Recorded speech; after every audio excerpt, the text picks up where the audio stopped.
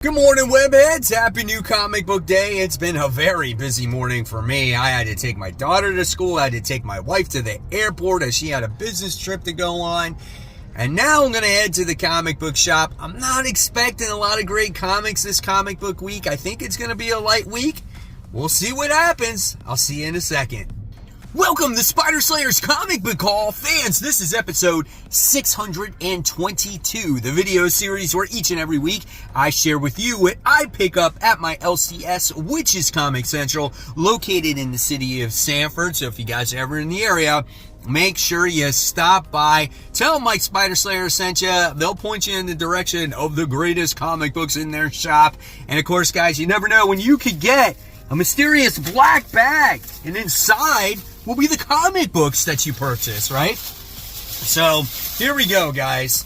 This comic book haul may not be the biggest haul, but let me tell you, it's got some comic books in here that I never think I would ever see, right? Here is the stack for the week, and I am so excited to get these books. First things first, I wound up getting Invincible Issue 2. Issue 2 of Invincible. I am so excited about this book. Now, this book is not in the best shape, okay? It's got a lot of, as you get to see on that spine there, there's a lot of ticks. But you know what? When do you ever see Invincible Issue 2? Never, right? So this is the first appearance of Adam Eve, the first robot, the origin of Omni-Man. Like, there's so much on this comic book that goes on, right? I think it's the first appearance of like these clones. It's awesome. The TV show is great. I remember I first started reading Invincible well before the TV show. I think it was around the early 50s, right? And so when I saw this, I hesitated because of the condition of the cover, but I'm like, you know what? Again, who cares? Right? Low grade better than no grade. Then, just when you think that's it, nope, there's more. I got Invincible Issue 9. And there's a few other ones there as well, but I thought this one had the most significance. And out of all those other ones, probably maybe this one was the best shape. I don't know, but I love Monster Girl. So this was the first Monster Girl, and this is the first Lizard League in the series. So I picked this one up as well. I think the issue 2, I think was like $45. And this issue 9 was $79. So I paid for them, but you know what? Again, I might not ever see these books ever again. So probably one of the best modern day superhero comics there is out there. All right. So now let's go to the new comics that came out this week. There's this rest of the stack. And of course, we're going to talk about it on Worthy Ones. And the title is probably going to be, is Comic Tom's new comic book worthy or not worthy, right? And this is Crashdown. This is issue 1, obviously published through Whatnot Publishing. I give Tom a lot of credit for going out there and putting this story out there with Ryan as well. I think that's pretty awesome. Let's check out the artwork. Artwork looks pretty good in it, man. I think it's very cool whenever you can create your own comic book, and then all of a sudden it comes to life. And I'm sure this is probably really exciting for him, as now people are getting it in their hands and they're going to read it. Kind of reminds me a little bit of Alien here. So I don't know, man. We'll see what Crashdown has to offer, and yes, I will be talking about it on Worthy Ones. But I had to get one of the variant covers as well. This goes back to Super Nintendo days, as this is an homage to the Metroid video game. So it's like I had to buy that variant. So that was pretty cool, and I do wish Tom a lot of luck there in his new series. All right, so now going forward here, we have Ghost Machine. This is issue 1. This is a $5 comic, and guys, this is quite the comic right here. You get a lot. And I guess this is giving you an insight of just all maybe the characters that are in here. No, there's actual stories. So, I don't know. I just opened up to that profile page. But check out the artwork in here. So maybe this is giving you insight of or a little bit of a story of all the characters that you can expect in this universe. That's going to be a lot of reading by tomorrow, so I'll have to get busy there. Oh yeah, so yeah, it does give you all those profiles first, then it dives into the stories. Okay, cool, man. I'm excited for that. I cannot believe this book came out. The first one in quite some time, as we have Savage Dragon issue 267. I'm probably, and I've said this before, the few that still read Savage Dragon. Let me know in the comments below if you are part of the Savage Dragon Club, right? I should have made my Facebook group that. What's happening here? It looks like a little kid's book, man. Gee whiz, Eric Larson, what is happening? First, your book comes out once every 6 months, and then you got all these weird different art. It's like an anthology book. Oh my God, there's literally only... I can't show you that. That's X-rated.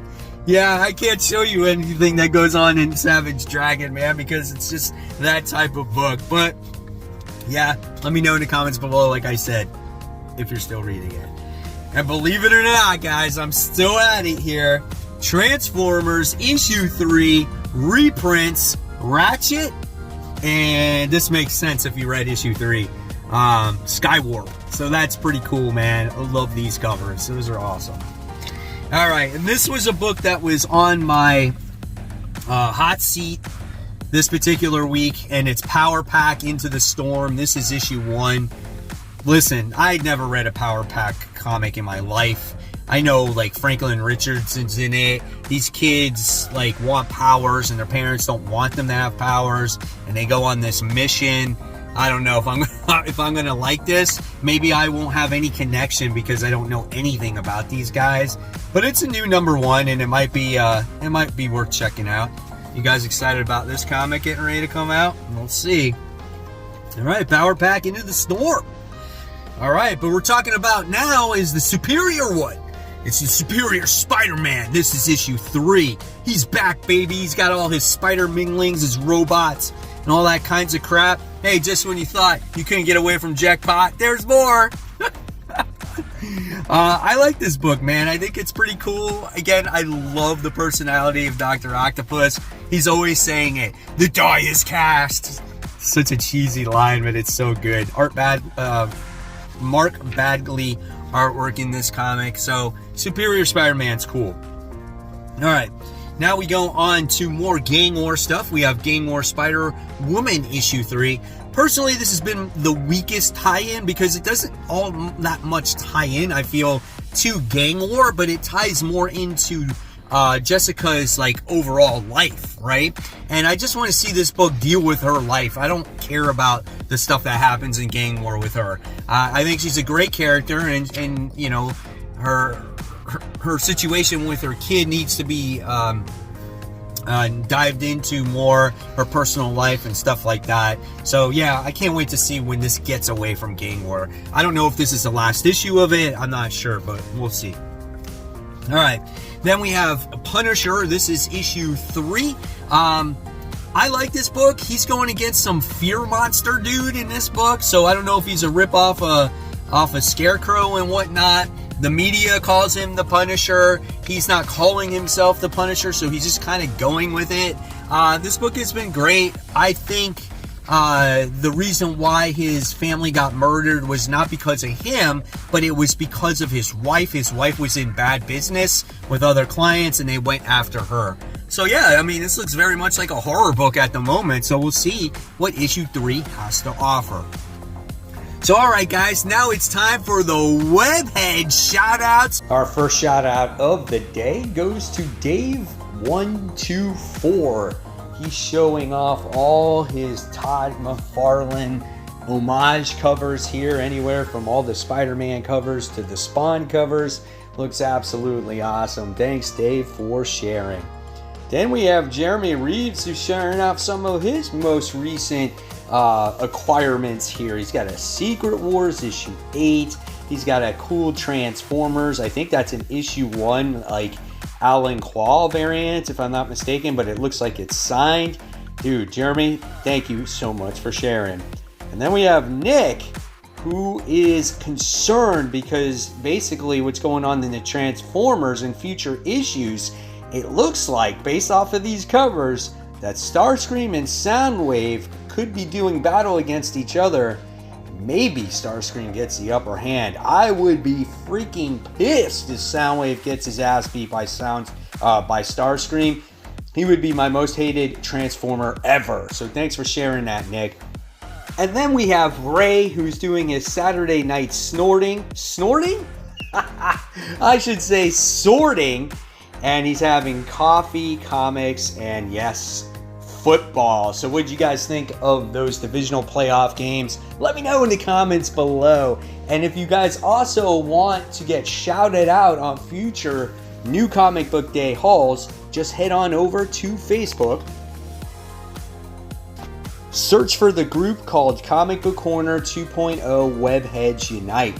You guys, you have to answer the questions to be approved for the group. This makes me realize that you're not a bot, and follow the group guidelines. And once you do that, I'll approve you, and you will be in this wonderful group where we talk about comics that came out for the week, your comic book day hauls, your favorite comic books of the week, just everything and anything about comic books. It's a great group, wonderful community. Everyone gets along nicely. And like I said, guys, you never know when you could get shouted out on future New Comic Book Day hauls. All right, we're back. So here we go. Going into more Marvel. We got Miguel O'Hara, SpiderMan 2099. I think this is the last issue of this 4-issue little arc that's going on, or stories that's going on with Miguel O'Hara dealing with like horror monsters and whatnot.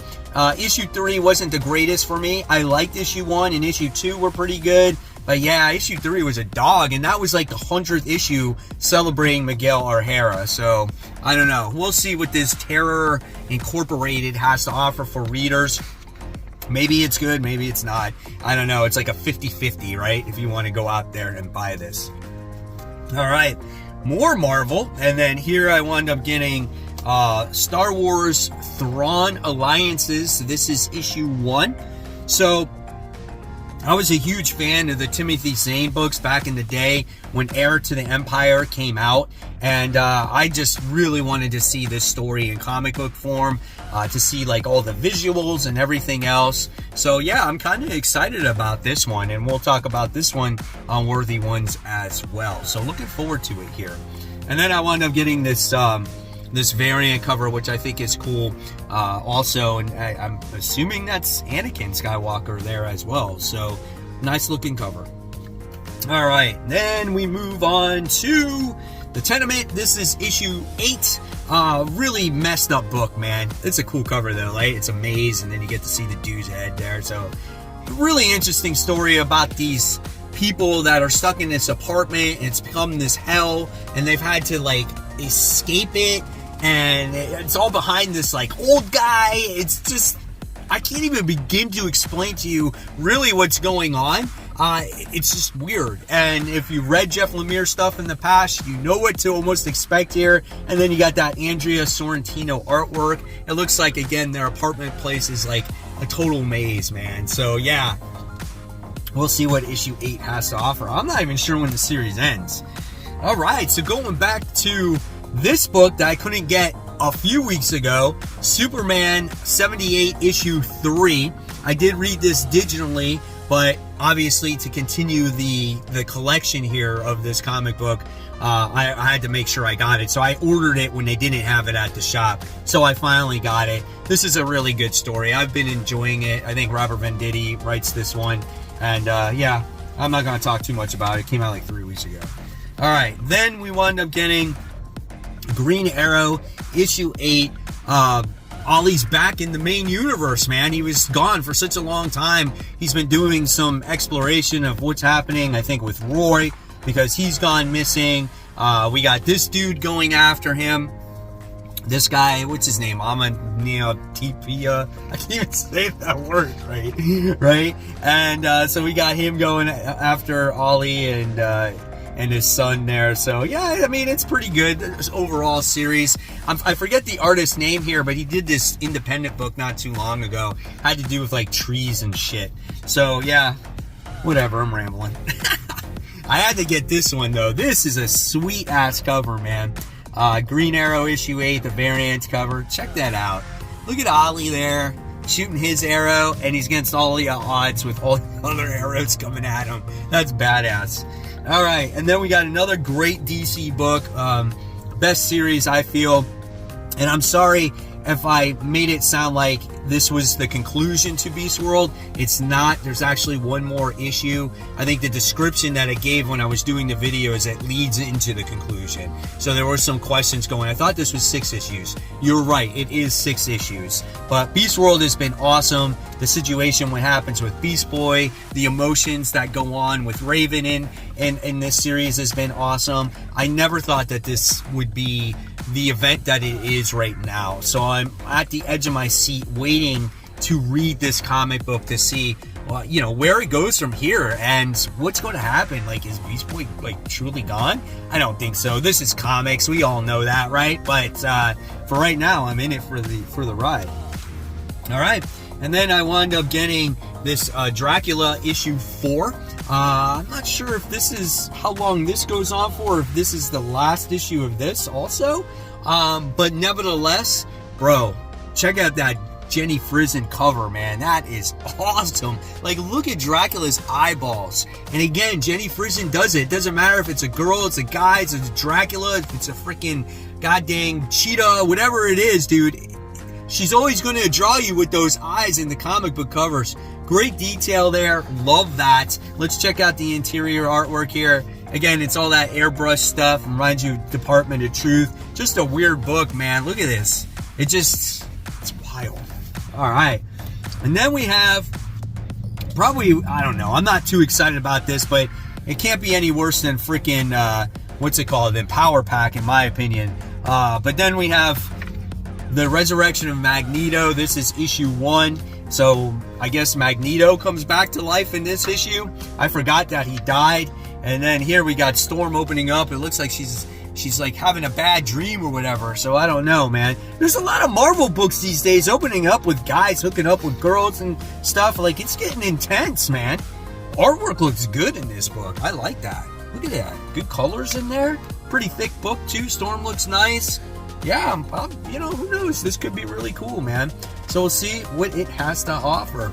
And that's it, guys. There are the new comic books. Those are those Invincible issues I picked up.